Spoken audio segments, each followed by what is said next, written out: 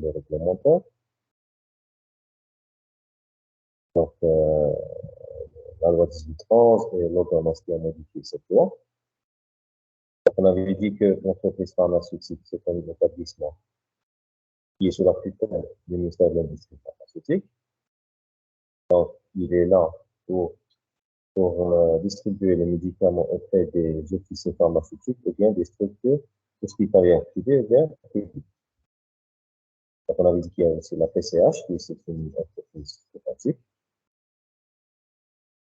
Donc, on a la gestion de qualité. On avait dit, parlé du système de qualité, donc, il y aura plus les structures organisationnelles. On avait parlé un petit peu sur les garanties. Maintenant, on va voir les gestions des activités externalisées. Donc, c'est quoi les gestions des activités externalisées? C'est là dans le cas de sous-traitance. Si vous avez une société, vous allez sous-traiter avec un autre sous-traitant. Donc, le système de qualité doit être entendu au contrôle, à l'examen de activités externalisées relatives à l'acquisition, au stockage et à l'approvisionnement ou à l'exportation des médicaments.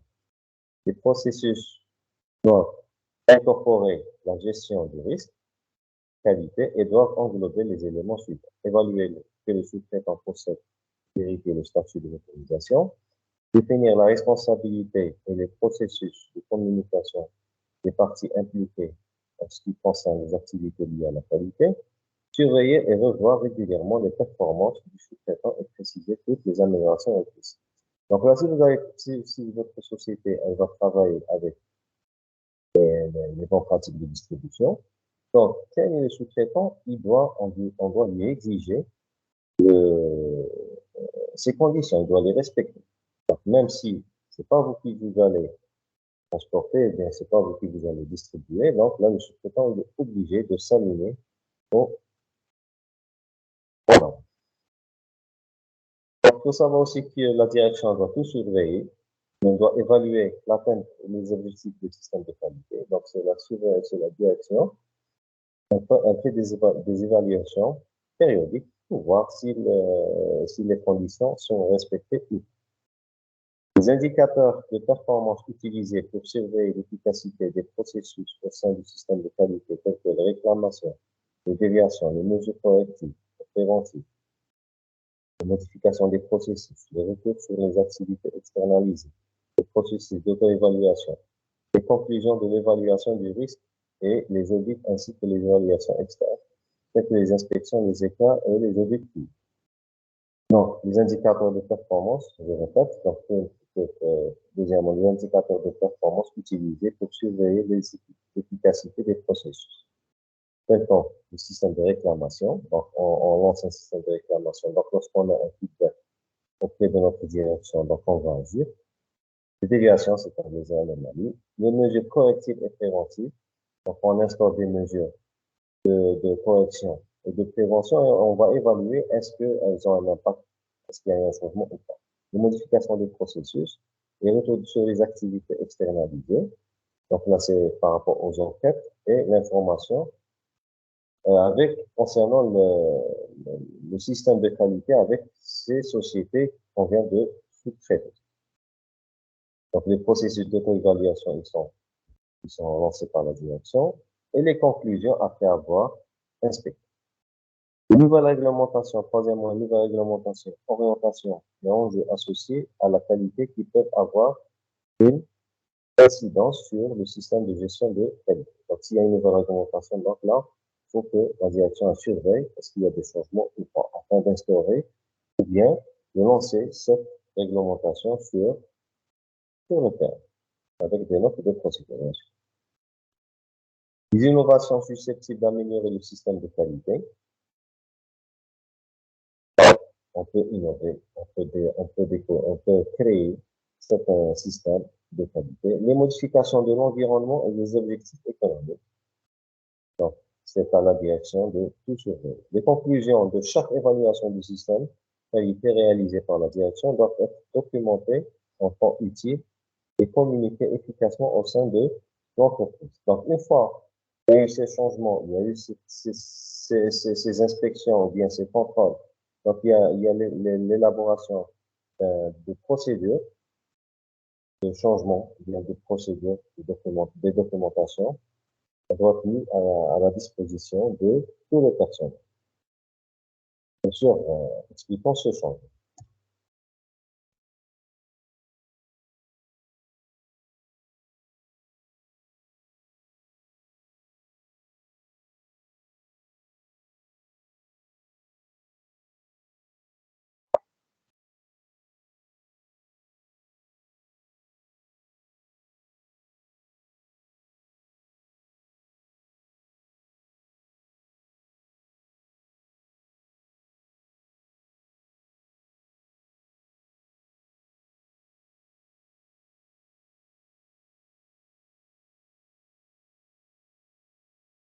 Donc, maintenant, on va voir la gestion du risque et de la qualité. Donc, la gestion du risque qualité est un processus systématique d'évaluation, de contrôle, de communication et d'examen des risques pour la qualité des médicaments. Alors, petit b, on va voir le temps. Donc, petit a, c'était la gestion de qualité. Petit b, on va voir maintenant le personnel.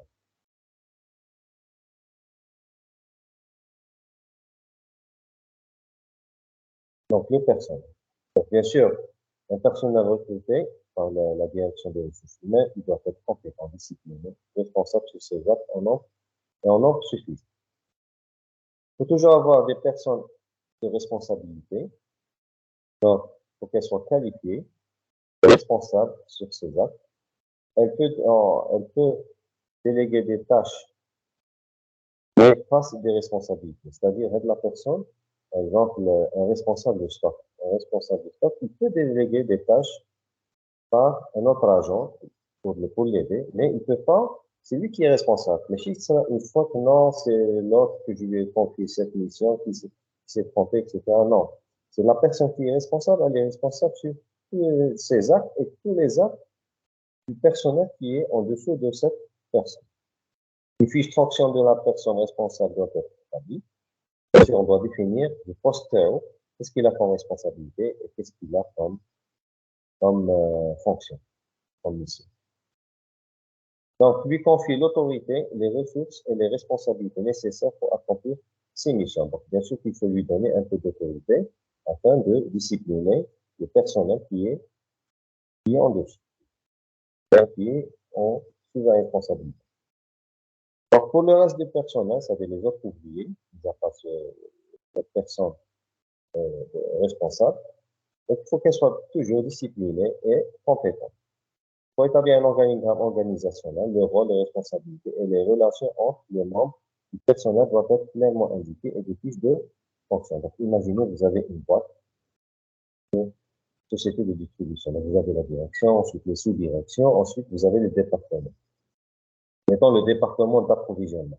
Il y a un responsable du stock, il y a des agents, des vérificateurs et de réception des produits pharmaceutiques. Donc, il y a des agents qui sont sous la responsabilité du responsable du stock. Donc, chaque personne doit lui définir ses tâches et ses missions sur des fiches de poste, des fiches techniques. Bien sûr, il faut lancer un système de périodique de formation. Par exemple, je vous donne un exemple.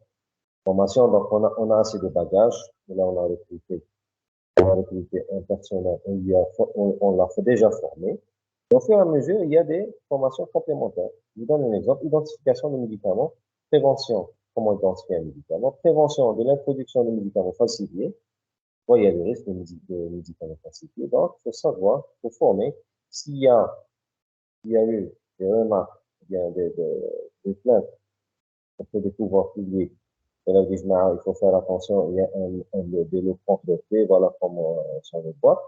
Donc là, il faut informer le personnel afin qu'il soit au courant qu'il y a des médicaments complétés. Donc, dès la réception, ils doivent vérifier cette conformité. Médicaments tellement sensibles, produits dangereux, radioactifs, stupéfiants et psychotropes. Donc, tout ça, c'est des formations sensibles. Pour l'hygiène, il faut établir un dispositif de santé et d'hygiène pour la tenue vestimentaire du personnel. Donc, c'est obligatoire.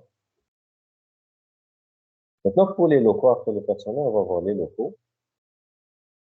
Donc, avoir un plan de local. Donc, vous voyez que là, vous avez deux schémas qui représentent. Donc, ça, c'est pas une norme, mais c'est un schéma indicatif par rapport au classement des médicaments, soit dans un dépôt d'unité de production, soit dans une société de distribution.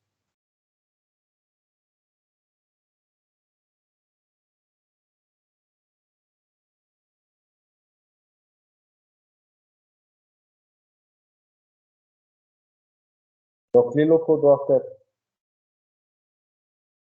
assurer une bonne conservation et faciliter la distribution des médicaments, donc bien conservés et bien distribués, faciliter la distribution, qu'on est bien organisé pour éviter les confusions. Propre, bien éclairé, température acceptable, bon état sécurisé et capacité de stockage selon l'ampleur de la société. Les médicaments doivent être stockés dans des zones séparées, clairement délimitées et bien sécurisées, dont l'accès est limité au personnel autorisé. Moi, j'ai mis dans l'accès est limité au personnel autorisé. Par exemple, si vous avez les psychotropes, c'est pas tout le personnel qui va gérer les psychotropes. Donc, il va y avoir deux à trois personnes qui gèrent les psychotropes. Et l'endroit du psychotrope, c'est un endroit qui est sécurisé. Donc, tout le stock est verrouillé par un barodage. Il y a deux ou trois personnes qui sont responsables sur la distribution de ces médicaments. Le médicament falsifié, périmé, rappelé, retiré du marché, ou refusé doit être immédiatement placé en quarantaine. Les matériaux radioactifs et les produits représentant des risques d'explosion doivent être stockés dans des zones réservées, bien sûr, avec la mention de zone contenant un produit qui est dangereux.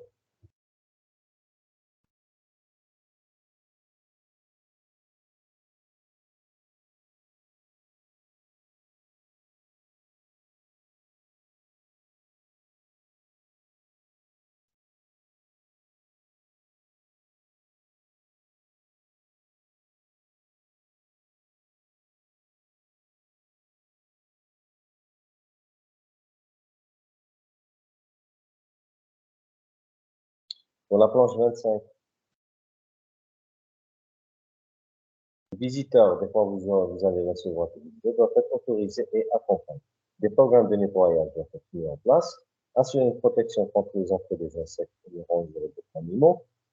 Parce que là, c'est la bête noire, surtout le cafard, les insectes, c'est la bête noire de l'humidité. Les salles de repos, les sanitaires, les foyers, les cafétérias doivent être séparés des gens. Donc, dans une société de distribution, généralement, il y a un foyer où le personnel, il y a la pause déjeuner, ils vont déjeuner à l'intérieur. Donc, ils doivent être séparés des zones de stock. La présence d'aliments, boissons, articles sont strictement interdits au niveau de cette zone. Pour les équipements, la maintenance, il faut avoir une maintenance préventive, un étalonnage périodique. Par exemple, des thermomètres, du frigo, peut-être qu'il faut qu'ils soient étalonnés périodiquement. Le contrôle aux réparations doivent être enregistrés. Les systèmes d'alarme pour alerter en cas de non-conformité des conditions de stockage, donc un dispositif d'alerte doit être prévu. Je donne un exemple. Vous avez une chambre froide, les alarmes anti-intrusion et les systèmes de contrôle d'accès. Les réfrigérateurs, les hygromètres ou autre dispositif d'enregistrement de la température, de l'humidité, de l'unité de traitement de l'air et tout équipement utilisé en relation avec la chaîne de distribution, ce que je venais de dire concernant la chaîne de froid. Système informatisé doit être validé et sécurisé. Et il faut toujours prévoir une alternance en cas de défaillance. Par exemple, vous avez un tuyau qui va lâcher, ou une chambre froide qui va lâcher, donc toujours avoir un plan B pour transférer les médicaments qui sont à l'intérieur dans un autre, euh, dans un autre tuyau.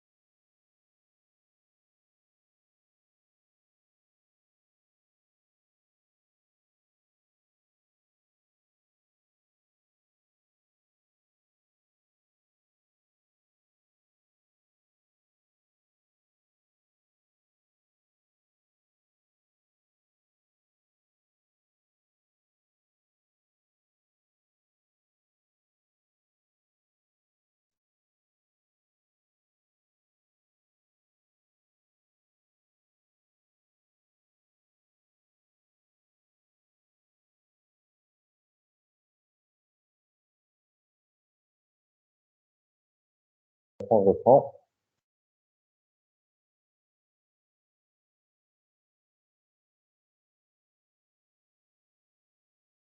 On avait dit que le système peut toujours prévoir un système d'alternance. Pour la qualification et validation des équipements, les procédures doivent être respectivement qualifiées. Donc, avant, bien sûr, ou validées avant leur mise en service, après tout changement important, par exemple, après une réparation. Donc là, au départ, il faut qu'il soit validé au départ. Il faut bien choisir vos équipements. Ensuite, des fois, si vous allez intervenir par des réparations, il faut confirmer dès qu'on voit après réparation, le système, il travaille très bien. Les rapports de validation des qualifications doivent être établis résumant les résultats obtenus et commentant tout écart observé. Pour la documentation maintenant,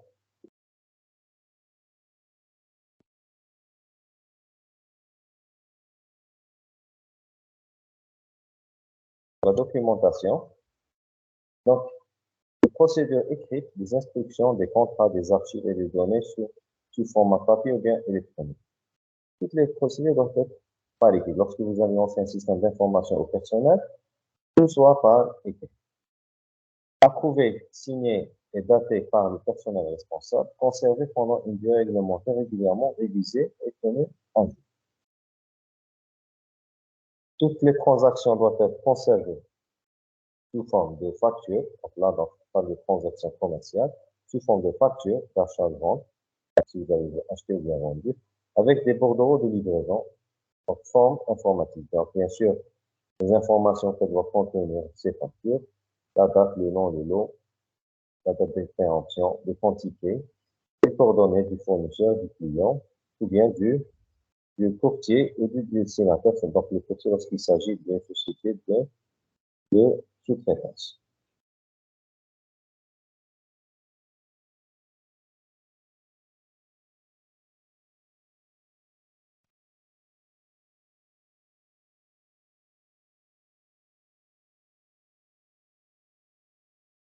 Donc, la planche 29,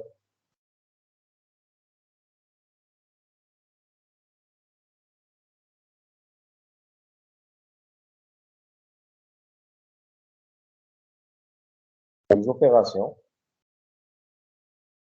Donc, pour les opérations, vous avez la qualification des fournisseurs. Donc, la qualification des fournisseurs, vérifier leur réputation, la fiabilité du fournisseur ou, le distributeur en gros. Donc, attention à la surfacturation et à la contrefaçon. Bien sûr, donc, on choisit nos fournisseurs. Donc, pour voir des fournisseurs qui sont crédibles, il faut faire attention par rapport à la surfacturation ou bien la contrefaçon des médicaments contrefaits qui peuvent être introduits dans cette chaîne de distribution. Ça peut être prévisible. Vérification des destinataires. Donc, il faut s'assurer dès qu'on voit le destinataire qui est qualifié, c'est-à-dire qu'il détient une autorisation d'exploitation, autorisation de livrer et médicale. C'est les officiers cliniques, ils ont des accords. Donc, approvisionnant des médicaments qui se fait par document, exemple. Bien sûr, donc, l'approvisionnement, c'est-à-dire, on va acheter des médicaments. Donc, on va s'approvisionner par des documents qui contiennent la date, le nom, la forme, le numéro 2, la quantité reçue, livré, le nom et l'adresse du fournisseur, bien du destinataire, ainsi que les conditions de stockage et de transport applicables.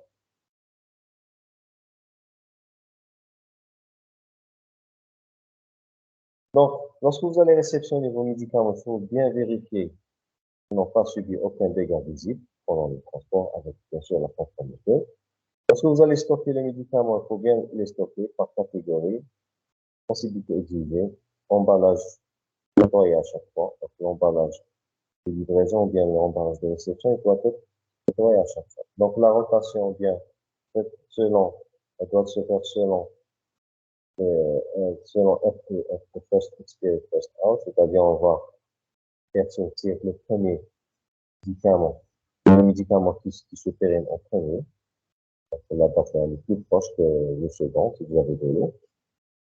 Donc, les médicaments pérennes doivent être retirés des rayonnages et un inventaire régulier doit être établi. S'il y a des enquêtes, il faut enquêter s'il y a des états. Pour la destruction des médicaments, il se fait selon la réglementation en vigueur. Donc, il y a des sociétés qui sont spécialisées pour de collecte et la destruction des produits abîmés ou bien périmés. Contrôle et sélection. Le contrôle doit être en place pour garantir que les médicaments sélectionnés sont conformes. Des contrôles réguliers. L'exploitation dans des pays tiers, donc ça, dans le cas de l'exportation des médicaments, dans le cas de l'exportation. Donc, la société d'exportation doit détenir une autorisation auprès du ministère de l'Industrie pharmaceutique. Il y a peut-être une société, un laboratoire pharmaceutique de production qui va lancer une opération d'exportation, mais après obtenir une décision du ministère de l'Industrie pharmaceutique. S'assurer qu'il ne s'adresse il faut s'assurer qu'il ne s'adresse pas des personnes et des sociétés autorisées à recevoir les médicaments en vue d'une distribution en gros selon le dispositif juridique administratif du pays concerné. Donc la personne, on va entamer une procédure d'exportation, c'est-à-dire le laboratoire qui va réceptionner nos médicaments. Donc il faut s'assurer qu'il est autorisé à exploiter les médicaments dans son pays. Pour les réclamations et les retours des médicaments suspectés, on rappelle, pour rentrer au marché, toutes ces réclamations, retours, suspicions de falsification et tout rappel et un retrait du marché doivent être enregistrés et traités selon les procédures écrites. Ces enregistrements doivent être mis à la disposition des autorités compétentes. Donc, si vous allez constater une falsification, donc là, il faut enregistrer cette falsification et informer les autorités du ministère de l'Industrie pharma. Une évaluation des médicaments retournés doit être effectuée avant d'autoriser sa remise en distribution. Donc, les médicaments ils vont être retournés. Donc, on peut les récupérer qu'après avoir résolu le problème qui se trouvait sur ce type de médicament. Une approche cohérente de tous les intervenants de la chaîne d'approvisionnement est nécessaire afin de mener à bien lutter contre les médicaments falsifiés. Donc, s'il y a une suspicion de falsification, il faut informer toute la chaîne. Donc, le ministère va informer les sociétés, les laboratoires pharmaceutiques, eux-mêmes vont informer les sociétés de distribution, eux-mêmes vont informer les officiers et tous les praticiens de santé. Donc, s'il s'agit d'un retrait de l'eau par les pouvoirs publics, donc les pouvoirs publics vont informer toute la chaîne, et là, les cliniques privées ou bien les hôpitaux ou bien les officines qui vont faire un retour auprès des sociétés de distribution, eux-mêmes, ils vont établir le retour au laboratoire pharmaceutique. Pour les réclamations, il faut toujours avoir une personne responsable de ce type de réclamation. Donc, on peut avoir des réclamations sur la qualité, un défaut de fabrication, l'exploitation. Donc, là, on doit informer rapidement, le plus tôt possible, de la banque concernée. Réclamation relative à la distribution. Donc là, si vous avez une réclamation de la distribution, donc là, il faut mener votre enquête pour voir qu'est-ce qui s'est passé afin de corriger cette réclamation. Retour des médicaments.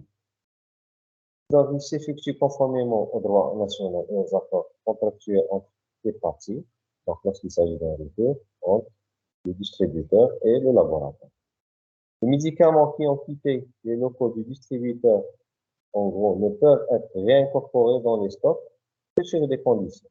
Parce que des fois, il y a un de vos clients qui va vous établir un retour d'un produit. Donc là, on ne peut pas accepter comme ça un retour. Pour s'assurer dès qu'on voit le médicament est en bon état, il n'est pas en date de péremption, c'est-à-dire là, imaginez qu'il a été commercialisé auprès de votre client, ça fait une année, et là, il va entamer un retour, et le médicament va se périmer dans 2 mois. Donc là, il faut refuser ce retour. Donc, retourner dans un délai acceptable, avoir la preuve qu'ils ont été entretenus selon les conditions recommandables. Je donne l'exemple. Si vous allez commercialiser des insulines auprès d'un hôpital, et là, l'hôpital, il veut rendre cette insuline au distributeur. Donc là, on ne va pas accepter parce que c'est un produit où la conservation doit être effectuée entre 2 et 8 degrés, sauf s'ils ont eu peur, ils ont été effectués, ils ont été conservés pendant toute cette période entre 2 et 8 degrés. Là, on peut établir le retrait. Bien sûr, la conformité du numéro de la facture. Les médicaments volés ou bien récupérés ne doivent pas être remis dans les conditions. Parce qu'ils ont été volés, on ne sait pas comment ils ont été conservés. Il y a des médicaments falsifiés. Les distributeurs, en gros, doivent informer très rapidement les autorités compétentes pour le rappel ou bien le retrait du marché des médicaments quand il se fait rapidement selon les instructions contenues dans le message de rappel. Maintenant, on va voir les auto-inspections. Donc, les auto-inspections, c'est pour contrôler la mise en œuvre et le respect des bonnes pratiques de distribution et de proposer des mesures correctives en cas de faille. Le transport, donc là, il est très important dans une société de distribution. Il doit être adéquat pour éviter la casse du produit ou bien le vol. Température recommandée, soit réellement, ne doit pas dépasser les 25 degrés, sauf pour les produits tels que les insulines ou bien des produits qui nécessitent une conservation entre 2 et 8 degrés. Donc, il faut toujours prouver la conformité du transport, évaluer les risques relatifs aux itinéraires de livraison est impératif. Donc, cette évaluation est impérative. Signaler et enquêter tout sans bien dommage.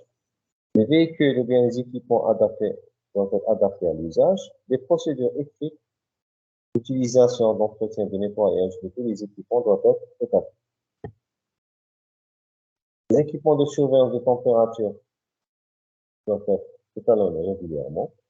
Les livraisons effectuées à l'adresse indiquée sur le bordereau de livraison et confiées au destinataire et déposées dans ces locaux. Donc là, il faut bien respecter l'adresse. Les médicaments ne doivent pas être laissés dans des locaux de substitution. Donc là, un local, par exemple, de transition.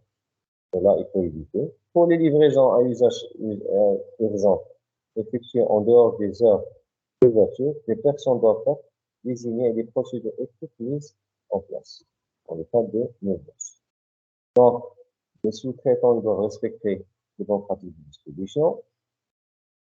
Lorsque le transport inclut des opérations de déchargement et de chargement ou un stockage de transit, donc il s'agit par exemple d'une exportation, il doit être transité dans un port ou bien dans un aéroport. Une attention particulière doit être accordée à la surveillance de la température, la propreté et la sécurité des installations intermédiaires de stockage.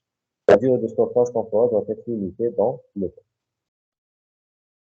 Pour les conteneurs et les emballages de soit de distribution ou bien d'exportation, donc elles doivent assurer une bonne conservation.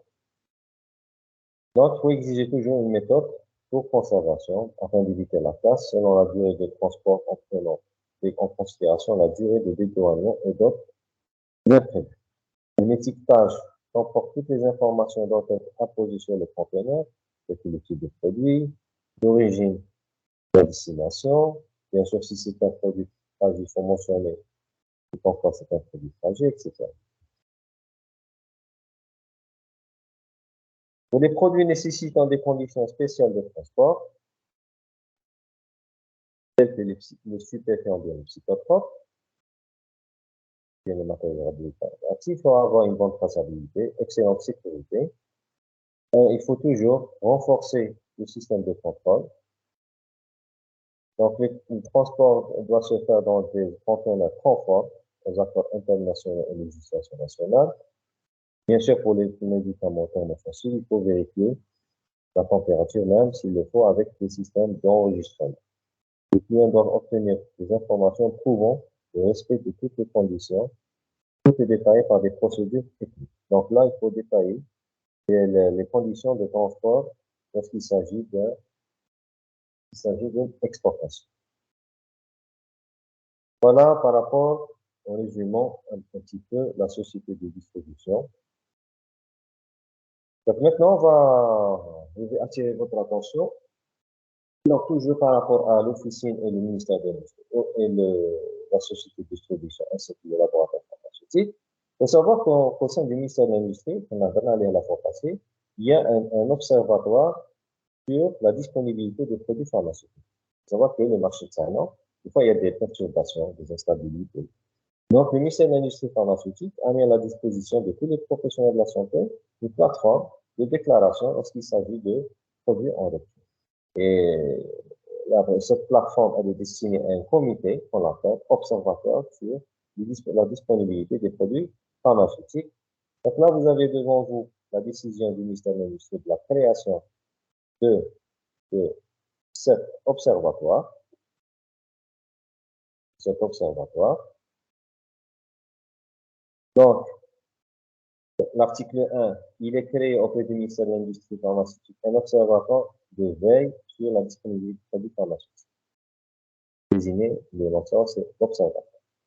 Donc, ses missions, c'est d'arrêter et d'actualiser à chaque réunion la liste des produits pharmaceutiques, notamment essentiels en rupture ou faisant l'objet de difficultés d'approvisionnement.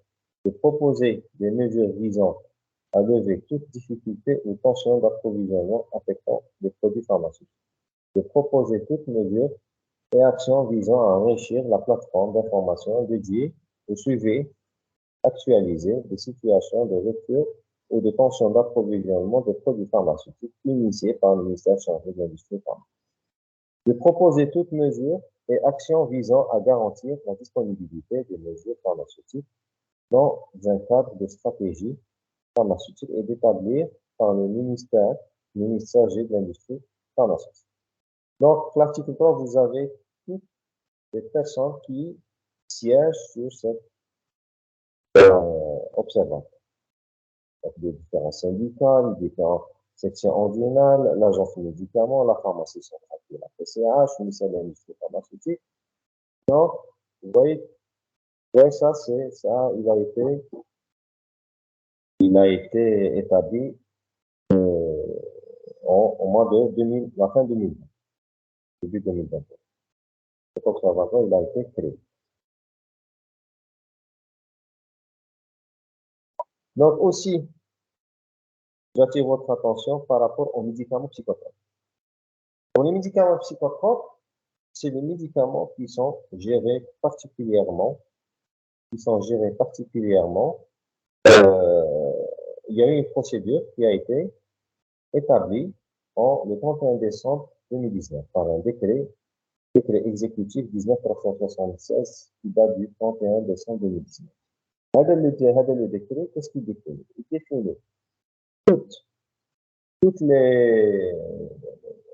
la procédure allant de l'importation, de la production, de la distribution et la dispensation, et ainsi que la prescription.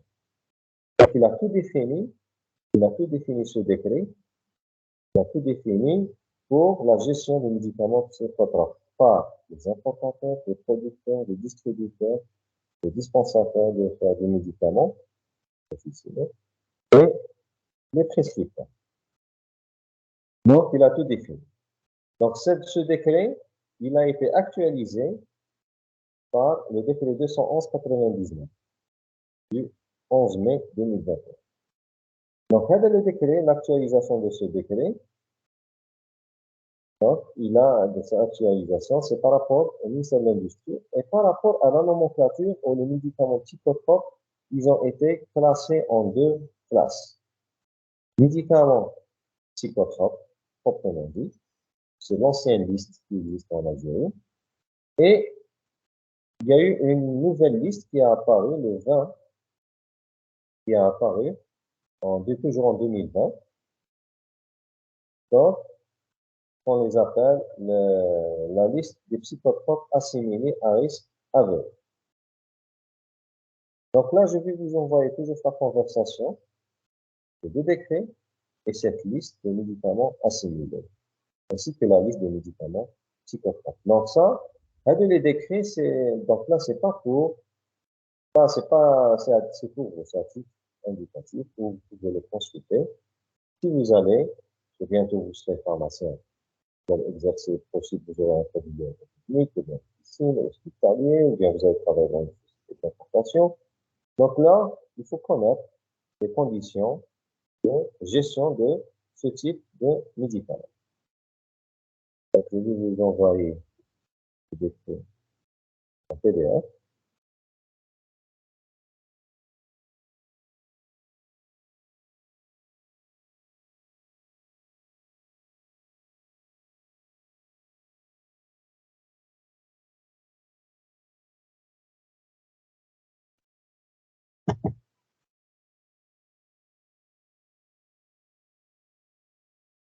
Non, ce fichier, ce premier fichier, c'est le décret.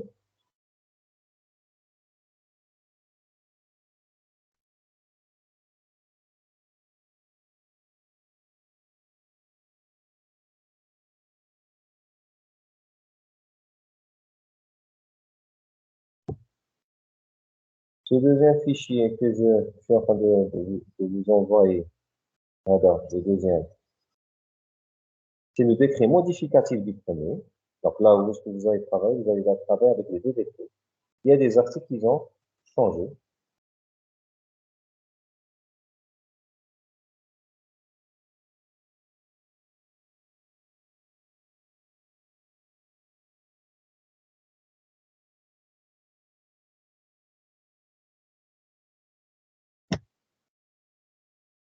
Donc, maintenant, c'est la liste des psychotropes assimilés.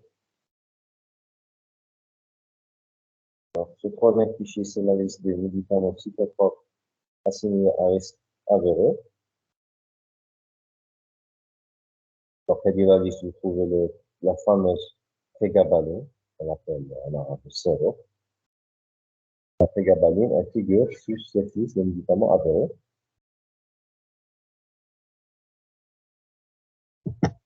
Et ce dernier fichier, il concerne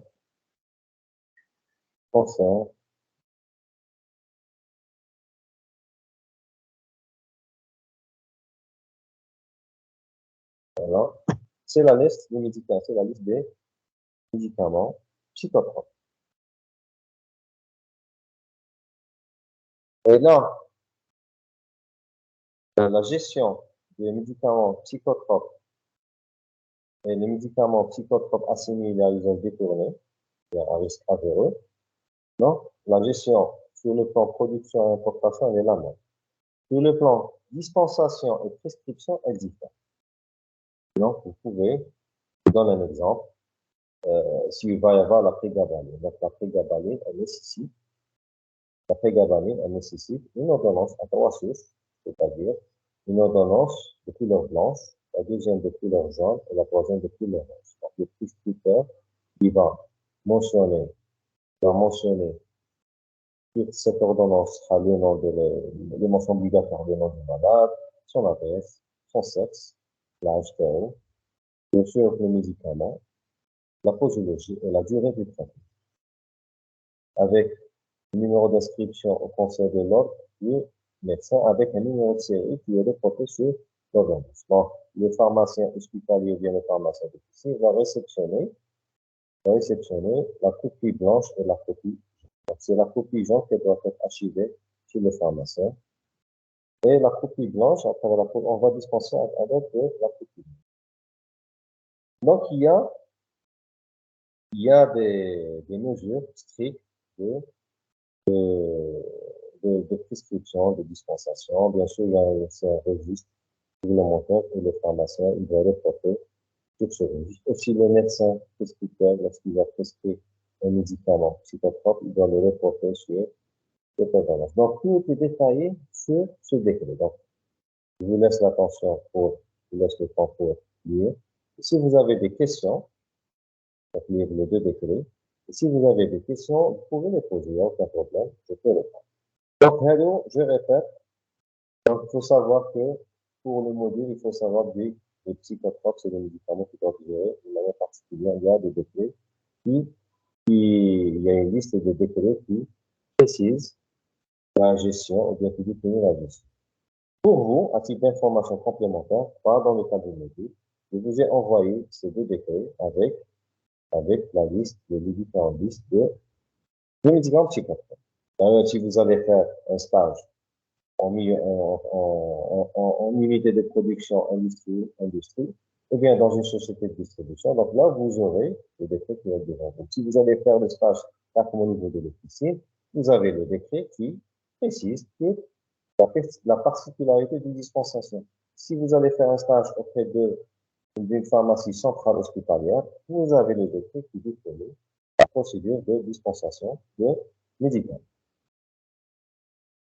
Voilà, donc, est-ce que vous avez des questions? Il y a des questions concernant cette partie d'aujourd'hui.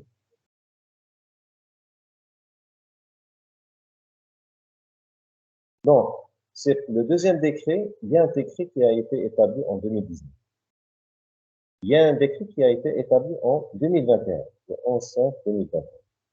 Le décret, c'est le 11/5/2021. Il complète, il y a des modifications. Donc, si vous allez voir, vous pouvez télécharger, vous allez trouver, c'est comme l'ordonnance complémentaire, les modifications la fois passée. Le reste est inchangé. Donc, vous allez trouver l'article, le premier décret, et s'il y a des modifications, elles sont reportées. Xbox, le reste est inchangé. Donc, on travaille avec les deux décrets. C'est-à-dire, là, il y a des informations, il y a des articles. Il y a des articles, le deuxième décret, qui ont modifié le premier décret. C'est-à-dire, le premier décret, il est insuffisant. Le premier décret fait plusieurs articles. Certains articles, ils ont été modifiés. Je donne l'exemple, par exemple, le premier décret, ils ont parlé de médicaments psychotropes. Le deuxième décret, ils ont séparé, ils ont parlé de médicaments psychotropes et médicaments psychotropes assimilés à risque avéreux et à usage détourné. Donc, il y a eu deux listes, mais par rapport au premier décret, il y avait une seule liste. Donc, le deuxième décret, il y a deux listes, où chaque liste a la particularité de dispensation. Donc là, il faut lire le décret pour comprendre. Là, je ne peux pas tout détailler.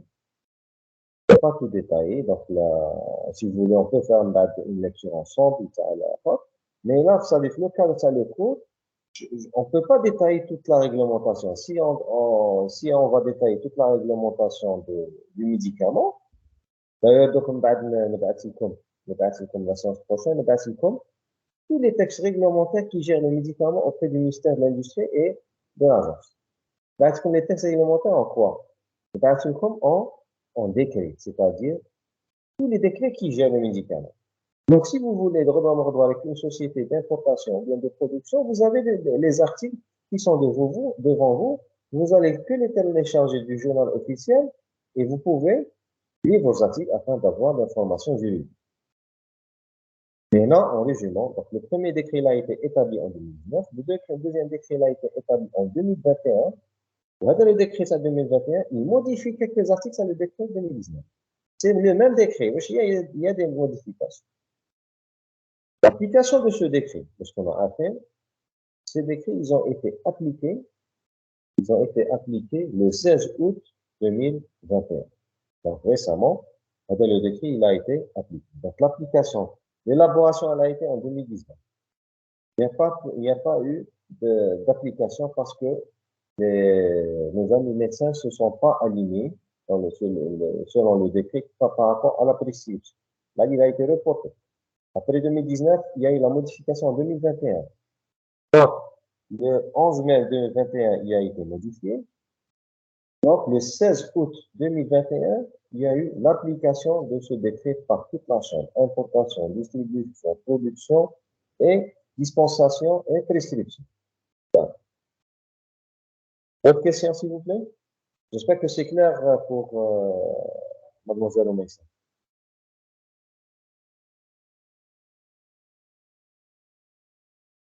Donc, s'il y a des questions, s'il y a d'autres questions, vous pouvez même nous envoyer directement, soit par mail, soit par Teams. Donc, là, je suis là à votre disposition. D'autres questions?